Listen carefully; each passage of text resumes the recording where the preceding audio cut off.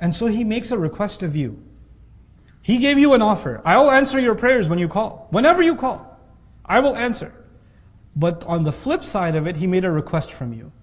He says, فَلْيُؤْمِنُوا فَلْيَسْتَجِيبُوا لِي. Then at the very least, they should at least try to respond to me. You're talking to Allah, and Allah says, I'll respond to you. But now Allah says, you should respond to me too, or at least try to respond to me too. He didn't say respond, because that would mean you have to be perfect. He said, try to respond, istijaba. At least show me the desire to respond. But if you want to respond to someone, you have to hear them first. It's impossible to respond to somebody unless you listen to them. If there was no request made, there's no response. If there's no questions asked, there's no response.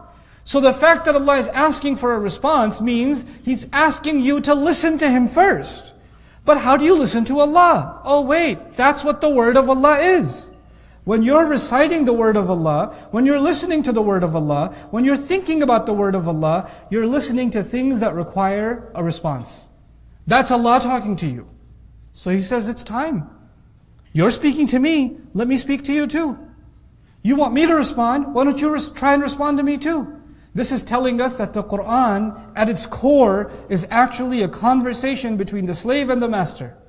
Dua is when we speak to Allah, Quran is when Allah speaks to us. So beautiful. Yeah, that's how a conversation becomes complete, isn't it? It can't just be one way. It has to be both ways. We have to listen to Allah, and then Allah will listen to us also. وَلْيُؤْمِنُوا بِي, and continue to believe in me. لَعَلَّهُمْ يَرْشُدُونَ, so they may be set straight. We are now learning the essential ingredients for how to fix our life. How do I fix my life? How do you fix your life? It's actually to truly be in conversation with Allah. I will speak with Him, and He will speak with me.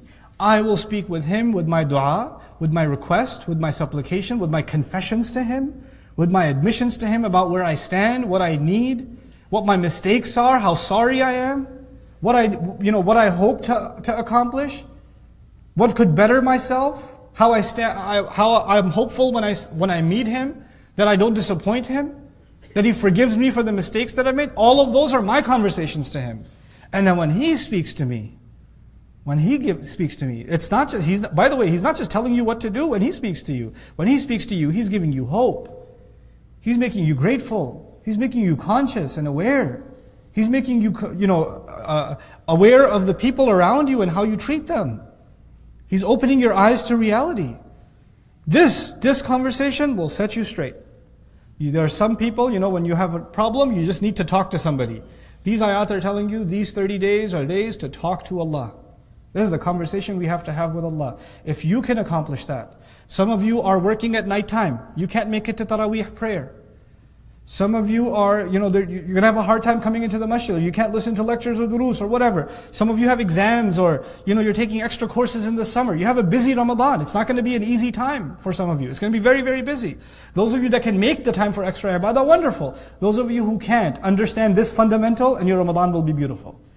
It's not just about fasting. It's about reconnecting and re-engaging Allah Azza wa Jal in conversation in this prescribed, in this guided way. May Allah Azza wa Jal make all of us those who directly speak with Allah, and Allah Azza wa Jal speaks to our hearts through His book. Barakallahu li wa lakum fil Qur'an al-Hakim wa nafa'ani wa iyyakum bil ayat wa dhikr al-Hakim.